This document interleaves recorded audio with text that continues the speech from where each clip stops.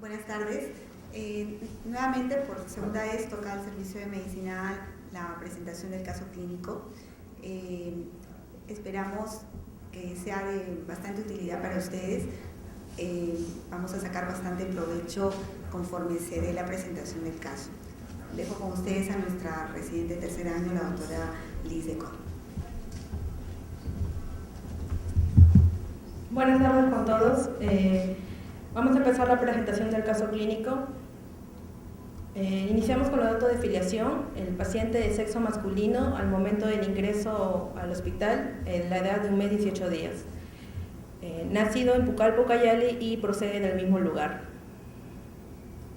Iniciamos con el relato de emergencia.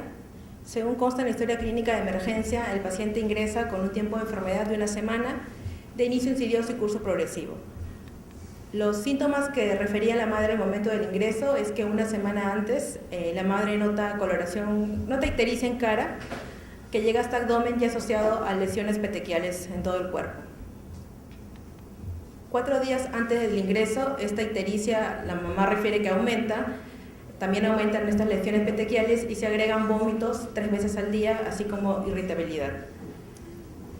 Por la presencia y persistencia de estos síntomas, 3 días antes del ingreso, ella acude a un consultorio particular en Pucallpa, donde ella reside, donde le solicitan unos exámenes auxiliares. Le dan los resultados de estos exámenes y le indican que los resultados son patológicos y le indican que acuda al Instituto Nacional de Salud del Niño aquí en Lima, ¿no? Y la mamá la trae directamente. Bueno, las funciones biológicas, como consta en la emergencia, deposiciones conservadas, orina consta como amarillentos, sed conservada, sueño conservado y peso no había aparentemente ninguna alteración. Bueno, al momento de la anamnesis en emergencia, la madre llega con estos resultados que fueron tomados 3 días antes de su ingreso a la emergencia, ¿no? Lo que podemos ya nosotros ir observando, ¿no? Principalmente lo que le refirieron a la mamá fue que había una anemia y una plaquetopenia, ¿no? Pero aparte nosotros podemos ver ya que había también leucocitosis, a predominio de linfocitos y también tenía el perfil hepático alterado. Bueno, pero para esto van a participar para comentar sobre los resultados. Ya. Ok, queríamos la participación de algún externo. ¿Tenemos externos ahorita? ¿No? ¿Sí hay? ¿Sí? ¿Algún externo de medicina? Ok, doctorita, si nos puede comentar entonces los resultados de los exámenes con los que viene el paciente de provincia. ¿Qué es lo que le llama la atención?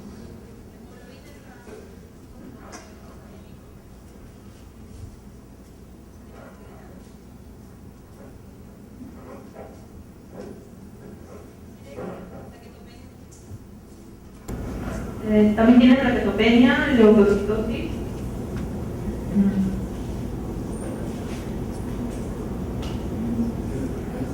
¿Algún interno de medicina C o interna de medicina C? Bueno, como ya dijeron, hay una visitopenia, una hemoglobina en 5.9, una anemia severa, una citopenia. Me parece que también tiene linfocitosis. Le llama la atención la bilirrubina directa, como he dicho, la bilirrubinemia, alrededor directo. La proteinina que estaba también en rangos elevados.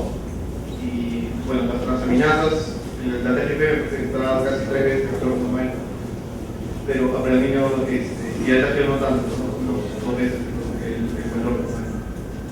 Ok, efectivamente lo que más llama la atención en el hemograma es el compromiso de 2 series, una visitopenia, compromiso de la serie roja y de la serie megacaricítica, y también una hiperbilirrubinemia mixta, pero a predominio de incremento de la bilirrubina directa, ¿no? Y dentro de las enzimas también el incremento de la fosfatasa alcalina. Okay. Vamos ahora a presentar la historia hecha en el servicio. No, antes de eso el examen físico. Bueno, la madre llegó con estos resultados, se hospitaliza por los hallazgos patológicos. Los antecedentes que figuran en la emergencia, producto de primera gestación, controles prenatales 5, aparentemente no hubo ninguna complicación durante la gestación. Fue un parto tóxico a término, el peso al nacer 2.230 gramos, recibió las inmunizaciones al nacer para hepatitis B y BCG, niega hospitalizaciones previas, niega antecedentes quirúrgicos, ni transfusiones, ni contacto TEN.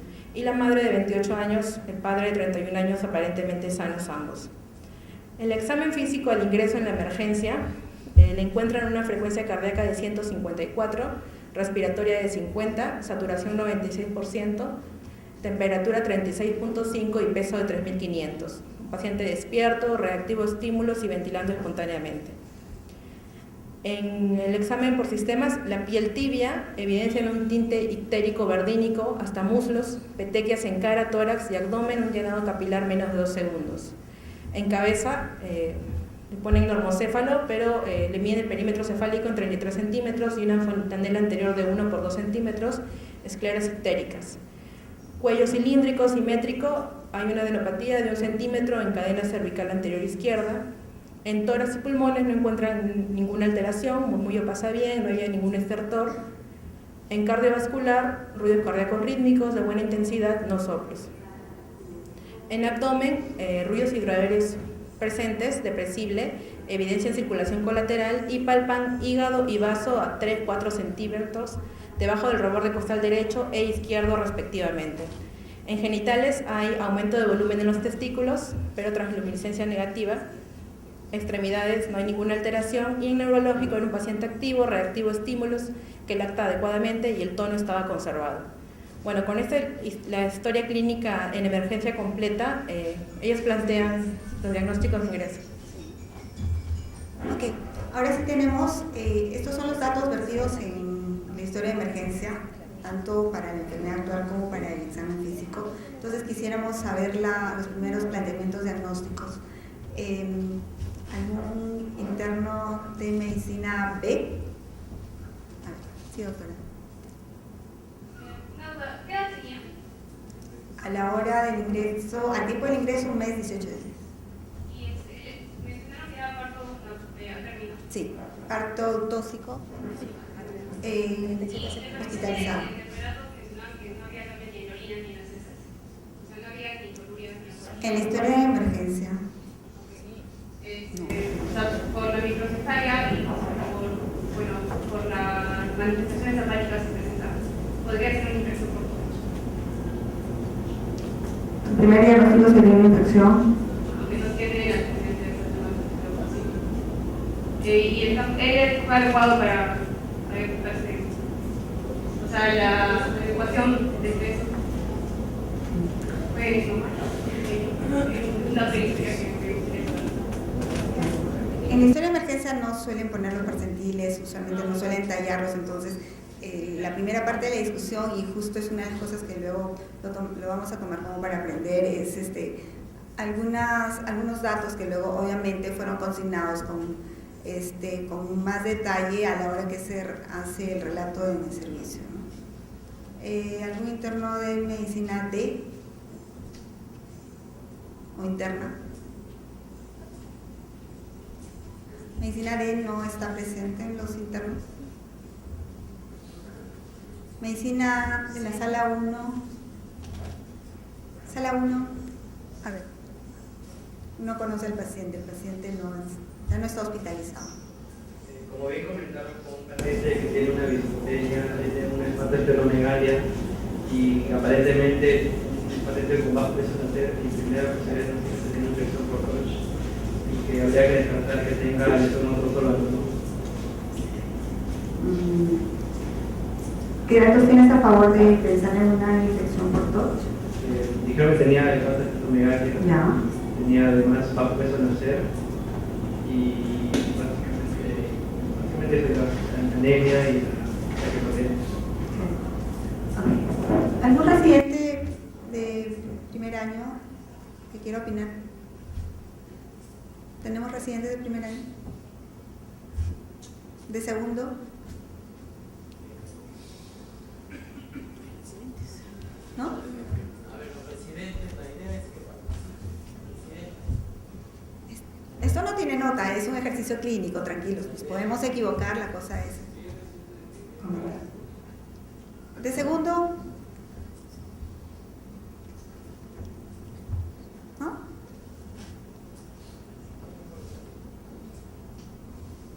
De tercero, que no estén en medicina.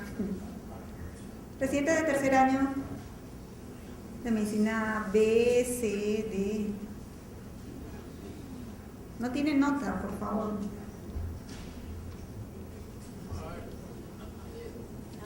¿A dedo? Un voluntario. No hay voluntarios tampoco. Ahora, autorita. Ah, ok.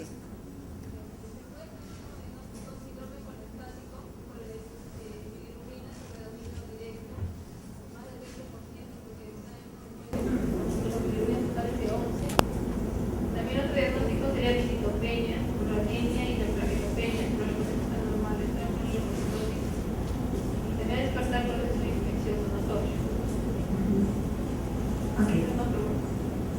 Solo me llama la atención, bueno, aparentemente no dice el percentil del perímetro cefálico, no tiene una historia obstétrica pensando en una infección intrauterina, pero es importante plantearlos. Okay. Vamos a decir las cosas.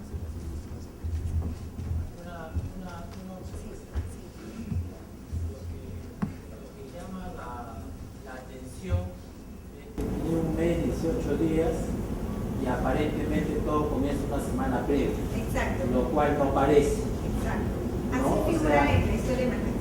Claro, ¿no? Entonces es poco probable que tenga una semana de enfermedad. Yo creo que eso es porque para plantear el TORCH yo tengo que asumir que este paciente ya estaba enfermo dentro del primer mes de vida, porque el TORCH generalizado, que sería este caso, el caso que lo fuera, ya debería haber tenido manifestaciones dentro de los primeros 28 días de vida.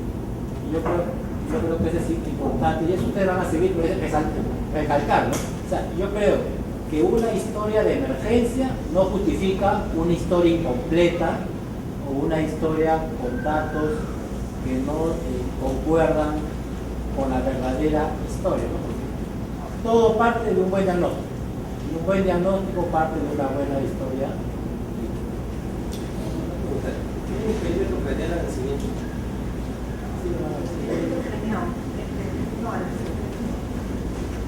Bueno, en esta clínica de piso sí.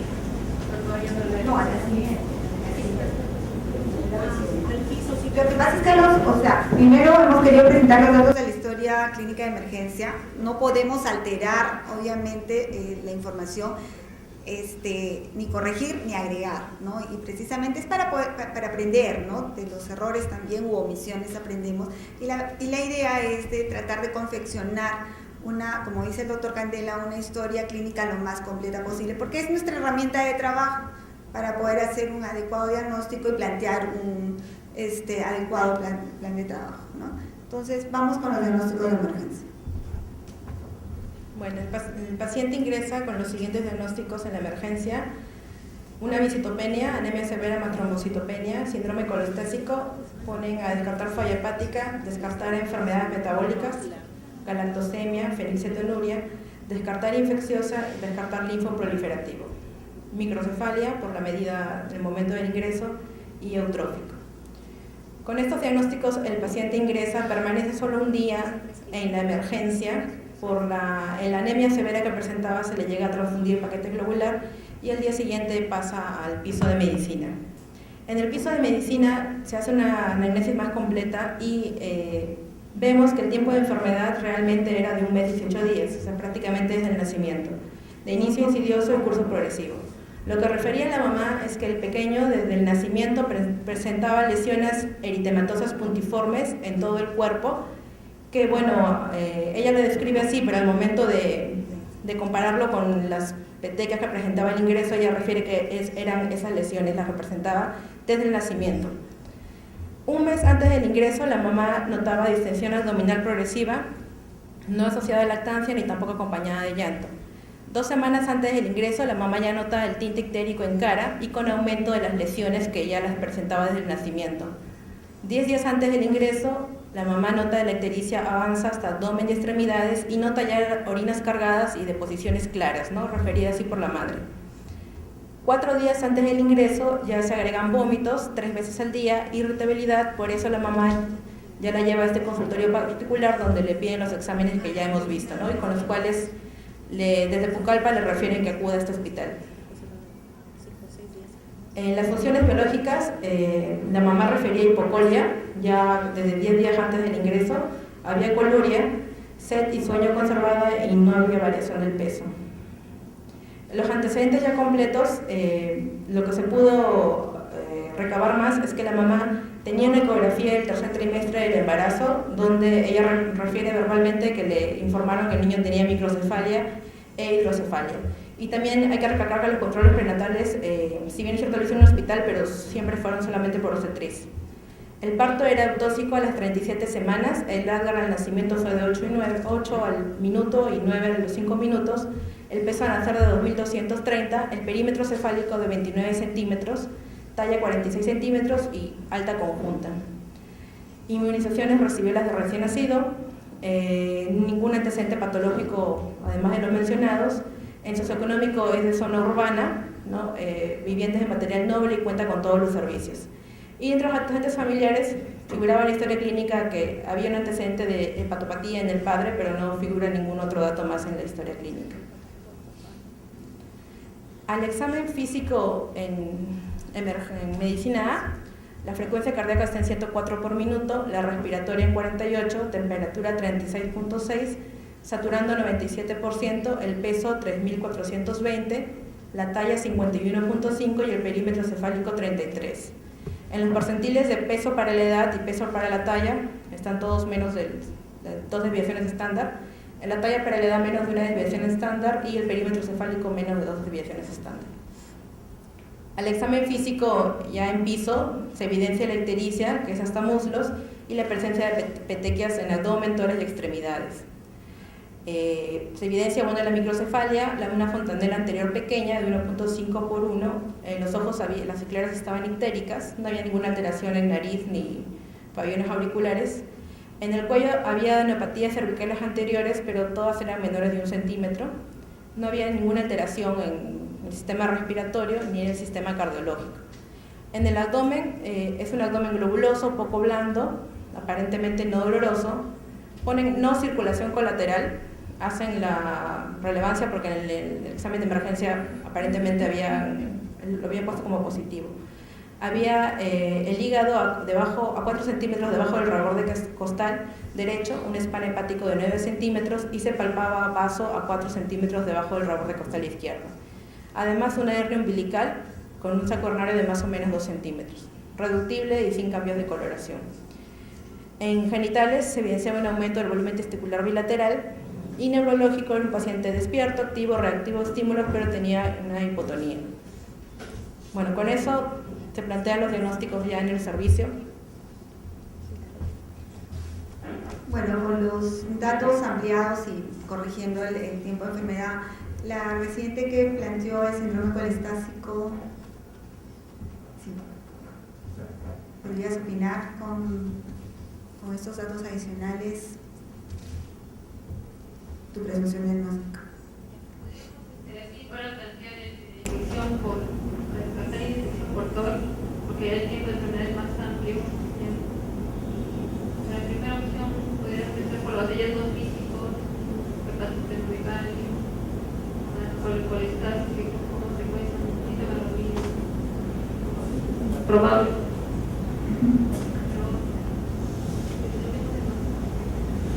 El diagnóstico del estado nutricional, ¿cuál sería?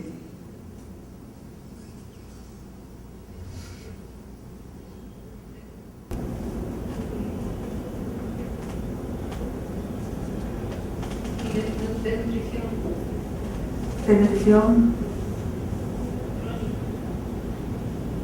Crónica. Estamos menos de 2 desviaciones. ¿Recuerda los percentiles de tamaños?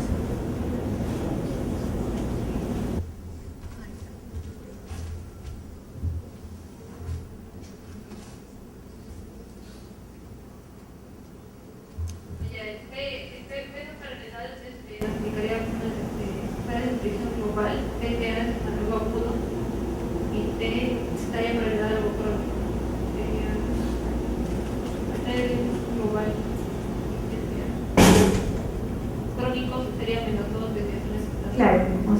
la talla para elevar está en su desviación estándar, entonces cae dentro de un mes de nutrición aguda.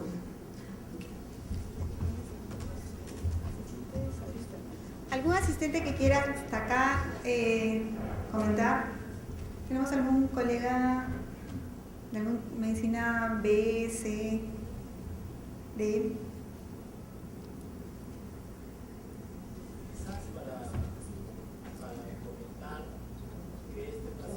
Tenía un diagnóstico prenatal, ¿no? Por ecografía, de una afectación severa del sistema nervioso central. Porque ella tenía el diagnóstico de microcefalia y ventrículo megálico. Yo creo que eso es relevante, que uno no sabe la historia clínica inicial. Lo otro que para comentar es que en la mayoría de los casos de los pacientes que nacen con problemas de infección generalizada, pasadas las 2 a 3 semanas comienzan a mejorar, con o sin tratamiento. Solamente una tercera parte puede hacer, menos de una tercera parte, pasadas las 3 a 4 semanas puede seguir haciendo un cuadro progresivo. Cuando tenemos esa condición que pasa el mes y sigue siendo un cuadro progresivo, hay que descartar que no sea un inmunocomprometido, porque no es lo habitual, ¿no? Generalmente cuando decidimos dar tratamiento lo decidimos dentro del primer mes, porque algunas veces cuando nos llegan ya las transaminasas están en descenso, las plaquetas están en aumento y solito comienza a mejorar. En este caso llama la atención que pasaron los 28 días y continuó deteriorándose, ¿no? Entonces, como es una infección fuera del TORCH, pero que también es intrauterina, ¿no? Que puede tener ese curso, o este paciente tiene un problema inmunológico asociado, ¿no? Sale de lo que uno estaría esperando, ¿no? Porque aparentemente pasado el mes ya ha seguido empeorando, ¿no? Eso es lo que llama la atención. Ok, vamos a conocer los diagnósticos de medicina en el servicio, luego les vamos a enseñar los exámenes de laboratorio y dentro de la ayuda diagnóstica vamos a pedir la opinión y el apoyo del doctor Nucov. Bueno, en el servicio de medicina se plantean los diagnósticos de un síndrome colestásico, a descartar infección por TORCH, descartar hepatitis viral y descartar atresia de vías biliares. La visitopenia, anemia severa más trombocitopenia. Microcefalia, descartar infección por TORCH, hernia umbilical y desnutrición aguda, o diagnóstico nutricional. El plan de trabajo en el servicio fue, como figura un hemograma completo con reticulocitos, lámina periférica, CUMS directo, glucosa, urea, creatinina, electrolitos y examen de orina, perfil hepático completo, estudio serológico de TORCH, hepatitis B, hepatitis C y HIV, ecografía transfontanelar y abdominal y evaluación por oftalmología para fondo de ojo. Los resultados que se tuvieron, que fueron los que se pudo recabar de la emergencia, el hematocrito estaba en 17, hemoglobina en 4.9, plaquetas en 70.000. Cabe recabar que estos resultados fueron después de la transfusión del paquete globular. Leucocitos 12.400 con la fórmula diferencial que ahí pueden observar. Los reticulocitos 2.2%, el CUMS directo negativo, el PCR en 0.72 negativo, glucosa, urea y creatinina dentro de rangos normales, las bilirrubinas totales, igual como los exámenes que trajo de Pucallpa, ¿no? Estaban elevadas, pero era mixta, una hiperbilirubinemia mixta. La TGO en 322, ¿no? Si recuerdan la de 4 días antes, la que trajeron de Pucallpa estaba en 170. El TGP en 53, electrolitos en rangos aceptables, la DHL en 1867, el GGT en 120, proteínas totales de 7.4 con albúmina de 3 El tiempo de protrombina 15.5 segundos con una razón de 1.01 y el TTPA 46 segundos con una razón de 1.22. El mismo día se le realizó una ecografía abdominal donde los hallazgos que ellos describen es una marcada esplenomegalia y hepatomegalia leve y bueno, bases intestinales con incremento del contenido gaseoso. Y se le realiza también una ecografía transfontanelar donde se ve ventriculomegalia y asociada a lesiones quísticas intraventriculares bilaterales. Bueno, se realizó también en el servicio de interconsultas con otras especialidades. Hematología lo evaluó en la emergencia, donde ellos plantean la probabilidad diagnóstica de infección por citomegalovirus o toxoplasmosis y sugieren la transfusión de paquete globular. Se le realizó el mismo día el fondo de ojo, que lo informan como normal. Gastroenterología lo evalúa 2 días después de estar hospitalizado en medicina A, plantea síndrome colestásico, hepatoesplenomegalia, más una visitopenia y le da pase a gastro para estudio y realización de biopsia hepática. Neuropediatría también sugiere el diagnóstico de infección por TORCH y sugiere una tomografía sin contraste. Bueno, la tomografía se realiza y pueden ver las imágenes.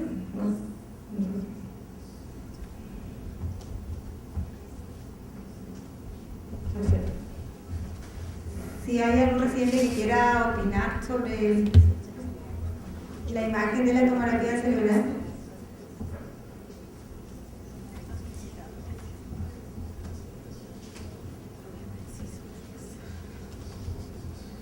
Vamos a aprovechar la presencia de nuestro neuropediatra, el doctor Daniel Koch, para que nos pueda dar su opinión sobre los hallazgos de la tomografía cerebral. Esa es una dilatación ventricular simétrica y es una dilatación ventricular simétrica con presencias de imágenes radiopacas que corresponderían a calcificaciones. Los temas que tienen que estar dispuestos a lo largo de prácticamente todo el centro, compromiso bilateral. Esto, bueno, lo primero que uno debe pensar probablemente es que sea una infección intrauterina, ¿no?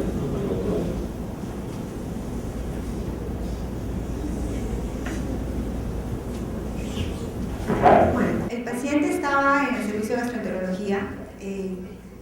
Sí. Solamente voy a realizar un examen de laboratorio.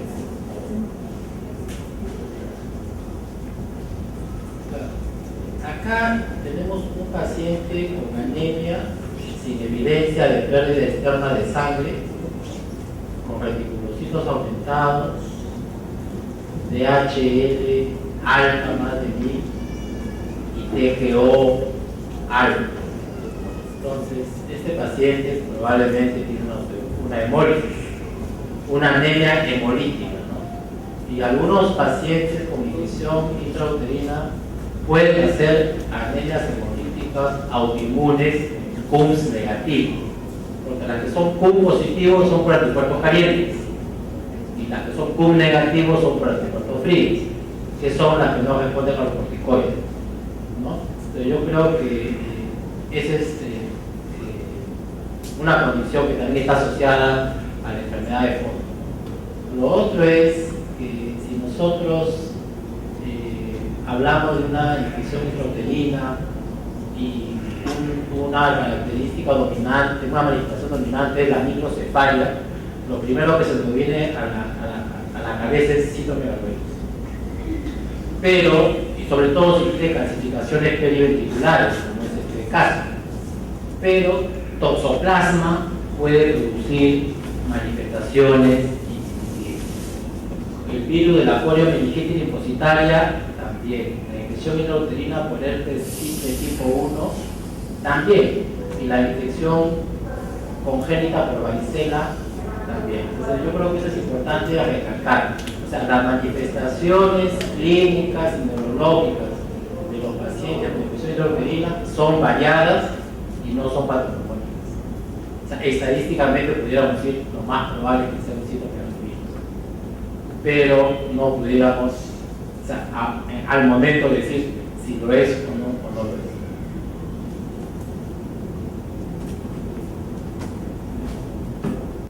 Bueno, sí, el paciente fue transferido al servicio de gastroenterología para que dentro del plan de trabajo se pueda hacer una biopsia hepática que nos pueda ayudar como ayuda diagnóstica.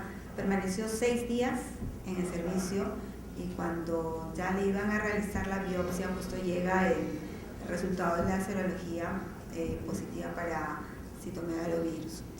Con ese resultado se difiere la biopsia hepática y regresa a medicina.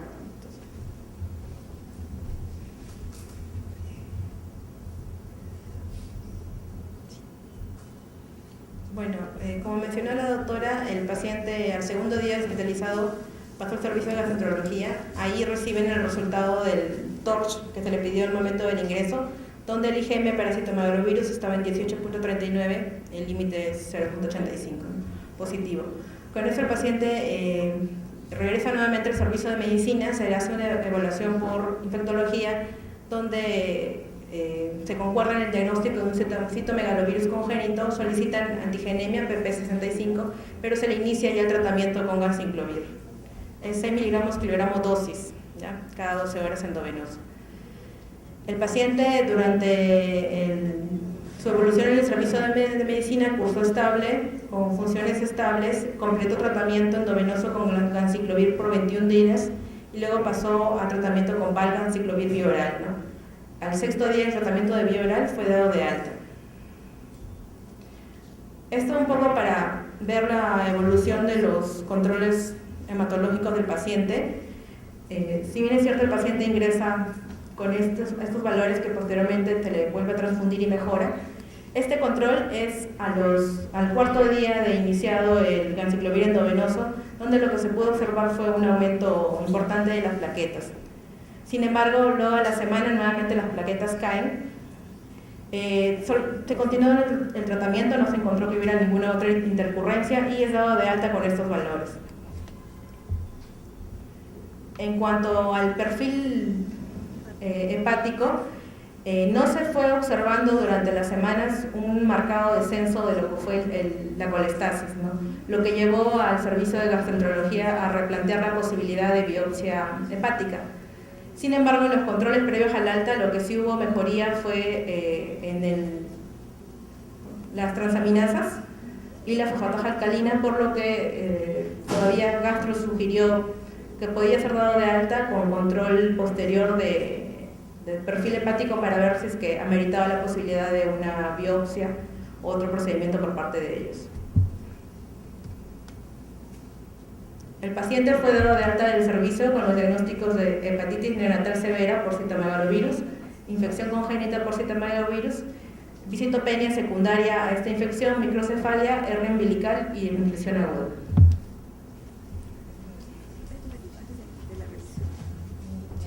Un comentario. Sí. Las anticuerpos para toxoplasma fueron negativos. Sí, fueron negativos. IgG, Ambos. sí. Y la IgG para citomegalovirus era positiva. No le habían solicitado. Claro, entonces yo creo que o sea, si ustedes revisan la guía de citomegalovirus actuales, en este caso lo más probable es que sea citomegalovirus, pero si revisan las guías de diagnóstico de citomegalovirus congénito, no consideran de utilidad la serología para el diagnóstico de citomegalovirus congénito, porque tiene falsos positivos, tiene falsos negativos. Y lo otro es que como esta serología se hizo después de la segunda o tercera semana de vida, no sabemos, o sea, no podríamos asegurar que fue una infección congénita, porque puede haber sido una infección al momento del parto. Y como ya han hecho la prueba a las 6 a 8 semanas, pudiera ser no tener relación con el cuadro que tiene el paciente, ¿no? O sea, en este caso sí yo creo que es claro que hay una correlación. En este caso sí, porque tiene características clínicas, ¿no? Pero hay que tener cuidado. O sea, siempre que pidan serología, si van a pedir serología para TORCH, tienen que pedir tanto IgG como IgM, porque el diagnóstico se hace por IgM positivo o títulos recientes de IgG. Porque si yo tengo IgM positivo con IgG negativo, probablemente ese es un falso positivo. Entonces hay que pedir los dos, IgM, IgG, y lo otro ver si se correlaciona con el cuadro clínico, porque serología sería otro tipo de infección, no de enfermedad. ¿No? Entonces, como bien dice el doctor Carrera, lo que hicimos fue una revisión de la historia clínica con los antecedentes, la enfermedad actual, el examen físico, más la antigenemia que teníamos positivo. Podemos tomar la antigenemia como un diagnóstico con la clínica y la historia, entonces eso es lo más probable, ¿no? Una consulta, investigado si este paciente tenía algo de fondo aparte de Otras infecciones, sí, claro. Una deficiencia, como digo, lo que llama es este cuadro progresivo. Claro. Eso es lo que llama la deficiencia. Sí, tiene un HIV negativo. Otras inmunodeficiencias no se buscaron. Como usted bien sabe, estamos haciendo el reporte del caso cuando el paciente está de alta, ¿no? Es una revisión de historia. Al paciente, o sea, no hay un seguimiento, el paciente ya salió de alta. Sí. Y se fue a ocupar. Sí, no, el paciente ha venido por consulta, clínicamente está evolucionando favorablemente. Todavía no tenemos resultados de exámenes de laboratorio, pero sí se le han solicitado. Sería bueno que se le evalúe inmunología para ver que le haga una citología de infección. Claro, sí. Perfecto, esa es la sugerencia. ¿Alguna otra duda, pregunta? Bueno, vamos a hacer una revisión del Up to Date a cargo de la residente de Saldaña.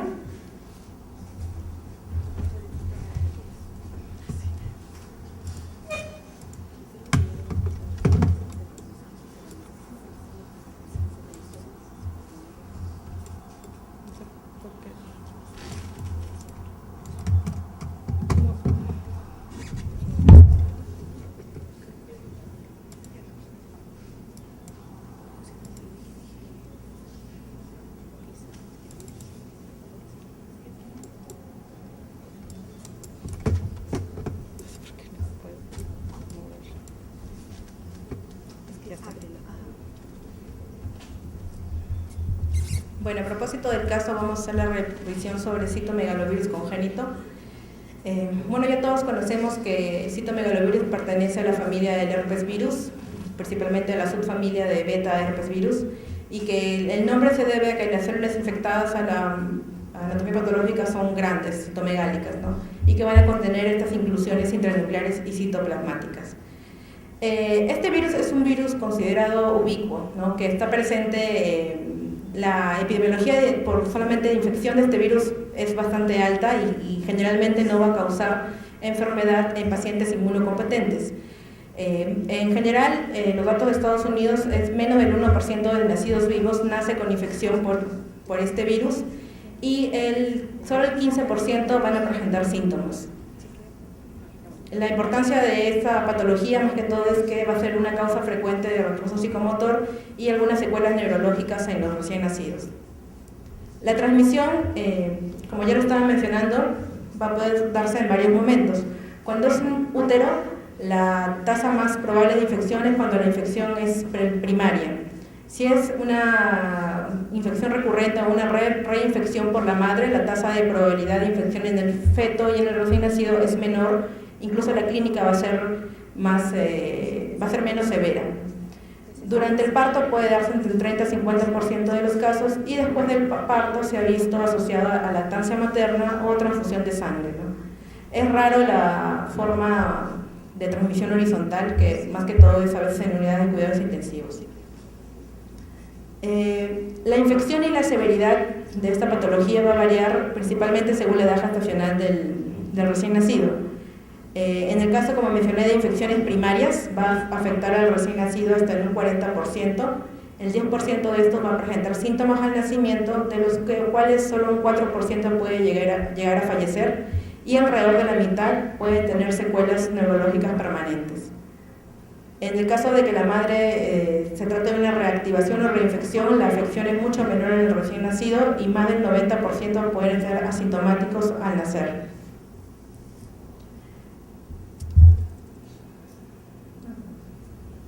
Bueno, el diagnóstico de infección congénita va a tener varios momentos. Le puede hacerse en el feto durante la gestación, en el recién nacido y fuera del periodo neonatal. Si es en el feto, generalmente va a existir el antecedente de la infección en la madre. Bueno, aquí no hacemos un tamizaje de forma general para este virus, pero en otros países, sobre todo en Europa, sí lo hacen, ¿no? Entonces, en el caso de que se encuentre la mamá con la infección, lo que hacen es una amniocentesis a partir de la semana 21 de gestación, que es la semana donde ya el feto orina. El gol estándar, lo principal, es poder encontrar el virus en el líquido amniótico, ¿no? Para eso el método de elección es el diagnóstico por PCR. En el caso del feto, ya en los controles hay hallazgos ecográficos que nos pueden hacer sospechar de una infección, ¿no? Puede haber oligohidrangios o polihidrangios, generalmente son niños con RSU. Ya se puede ver en ecografías durante el embarazo si es que hay hepatosplenomegalia, si es que hay alteración neurológica como microcefalia o calcificaciones intracraneales. En el recién nacido, como mencionó el doctor, lo principal es poder aislar el virus mediante PCR, ya sea en muestras de orina, sangre, saliva o líquido cefalorraquídeo, y esto debe hacerse dentro de las 2 a 3 primeras semanas de vida, ¿no? Ahora, la antigenemia o anticuerpo frente al citomegalovirus va a ser, su sensibilidad es inferior, pero hay que tener en cuenta que su negatividad no va a invalidar el diagnóstico. Y también puede ayudarnos el estudio anatomopatológico de la placenta, si es que se puede realizar, ¿no? Porque se va a encontrar los cuerpos de inclusión en ella. En el recién nacido, lo que nosotros vamos a tener un recién nacido sintomático va a coincidir con lo que encontramos en el caso. Va a haber hepatosplenomegalia, va a haber ictericia, exantema petequial y principalmente afectación del sistema nervioso central. Lo característico va a ser esas lesiones petequiales, pero que son características y poco frecuentes, que más que todo van a ser focos de eritropoiesis extramedular, ¿no? Que pueden presentarse en un recién nacido. En la afectación del sistema nervioso central vamos a encontrar en ellos lo que habíamos estado mencionando: microcefalia, dilatación ventricular. A largo plazo lo que va a haber es compromiso, hipoacusia neurosensorial, puede observarse también corioretinitis en un fondo de ojo, y que en estos niños sintomáticos la mortalidad, que es alrededor del 4%, generalmente es por una disfunción hepática o cerebral grave, una hemorragia importante por trombocitopenia, un cuadro de coagulación intravascular diseminada o alguna infección bacteriana secundaria. El cuadro de infección por citomegalovirus congénito en recién nacidos es muy parecido a lo que es una sepsis. Tenemos que nosotros tener en cuenta que ante todo recién nacido que sospechemos de una infección congénita por este virus, aparte de la evaluación completa física, nos va a servir de mucho un hemograma completo y un perfil hepático. Como mencionaron, lo más importante va a ser poder realizar un PCR para aislar el virus, pero sin embargo nos puede ser de ayuda la serología. El fondo de ojo para ver la posibilidad de corioretinitis, potenciales evocados auditivos y visuales para ver si es que existe ya alguna alteración neurológica, ecografía cerebral que nos puede ayudar inicialmente a ver la dilatación o las calcificaciones, y bueno, electroencefalograma o resonancia magnética ya en niños sintomáticos que queramos confirmar nuestro diagnóstico. Va a ser una de las principales causas de sordera en la niñez. En general, el 10 a 15% de todos los recién nacidos infectados, sin necesidad de que hagan enfermedad, pero que estén infectados, pueden llegar a desarrollar esta sordera neurosensorial, ¿no? Y el inicio de esta pérdida de audición puede ser también tardía en otros niños, de 6 meses a 6 años. La falla visual va a ser, como lo mencioné, causada por la corioretinitis. Lo que podemos ver en un fondo de ojo es la corioretinitis, cicatriz en la mácula, atrofias ópticas y algunos otros defectos ya córticos centrales, más que todo por el daño neurológico. En estos niños se ha visto que son predictores de un pobre pronóstico cognoscitivo el hecho de que se presenten con microcefalia, que encontremos anormalidades en los exámenes auxiliares de imágenes, que haya calcificaciones o ventriculomegalia o atrofia cerebral y también el nivel de carga viral, en los que se puede llegar a dosarse de la carga viral. En cuanto al tratamiento de estos niños, en primera instancia se ha determinado que en general en un paciente inmunocompetente donde se diagnostique la infección por este citomegalovirus, ya sea congénita o adquirida, pero no haya desarrollo de enfermedad, no está indicada de forma rutinaria el tratamiento, ¿no? Puede valorarse cada forma individual. En los recién nacidos que presenten un cuadro clínico, podría iniciarse el tratamiento o en pacientes que tengan alguna inmunodeficiencia. Hay un estudio que evalúa la eficacia como una profilaxis ante los niños en que se demuestra que la mamá tiene infección por citomegalovirus con esta gamma globulina humana. Pero bueno, no hay estudios grandes aún de ensayos clínicos en pacientes pediátricos. Lo utilizan más que todo en pacientes que van a ser trasplantados, porque ahí también es una forma frecuente de transmitir esta enfermedad. Lo que se vio o lo que se recomienda en el caso de que se decida iniciar el tratamiento es el tratamiento con ganciclovir en forma endovenosa o valanciclovir en forma bioral, ¿no? Y lo que se ha visto con el tratamiento con estos antivirales es que lo que se ve es que mejora la audición comparada a los controles en los pacientes y que mejora también la colestasis y la corioretinitis inicial de los pacientes. Está indicado el ganciclovir, la dosis 12 miligramos kilo día en 2 dosis. El tiempo de administración puede ser variable porque se puede continuar después de bioral y estaría indicado en todo lactante o neonato que tenga un citomegalovirus congénito sintomático, que tenga afectación del sistema nervioso central, como fue el caso de nuestro paciente que tenía microcefalia y tenía alteraciones en la neuroimagen, que tenga un PCR para citomegalovirus positivo en el líquido cefalorraquídeo, pero también puede ser en suero. O en lactantes también neonatos que tengan alguna enfermedad organoespecífica, neumonitis, trombocitopenia, hepatosplenomegalia o colitis. Que bueno, nuestro paciente también tenía afectación, hepatitis y la hepatosplenomegalia y afectación hematológica. Y tener en cuenta controles de hemograma porque estos medicamentos van a causar supresión de la médula ósea y también tener en cuenta el perfil renal porque se van a metabolizar de esa forma, eliminar de esa forma. El valanciclovir, como les mencionaba, la dosis de 32 miligramos kilo día, que son las mismas indicaciones que el ganciclovir. Y lo bueno o a favor es que se ha visto que en alguna serie de casos tiene menor toxicidad que el ganciclovir, ¿no? Algunos lo consideran que es la misma, ¿no? En el caso de nuestro paciente recibió 3 semanas de ganciclovir y luego fue dado de alta con ganciclovir por vía oral. Y en el caso de pacientes que no respondan al tratamiento, la otra opción es el Foscarnet, pero este es mucho más nefrotóxico. En el caso de estos pacientes tenemos nosotros que tener bastante hincapié en el seguimiento de estos niños que van a necesitar tanto el apoyo de lo que es terapia, el apoyo de lo que es alguna ayuda audiológica, oftalmológica, nutricional. En el caso de estos niños valorar la posibilidad de acuerdo al compromiso neurológico que tengan, ¿no? Son potenciales niños que van a generar parálisis cerebral infantil, entonces ver la posibilidad de que si necesitan gastrostomía o una sonda de alimentación.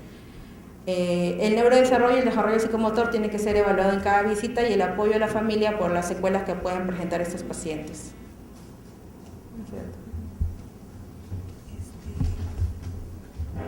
Entonces, recapitulando, nosotros pensamos que si se trata de una infección neonatal severa por citomegalovirus, porque ya desde el nivel intrauterino, la ecografía que referían desde su lugar de origen, pues tenía compromiso a nivel del sistema nervioso central, decía que había microcefalia, que había ventriculomegalia. Nace en el límite de la edad gestacional, nace a las 37 semanas, nace con bajo peso, ¿no? La mamá refiere ese punteado eran las petequias.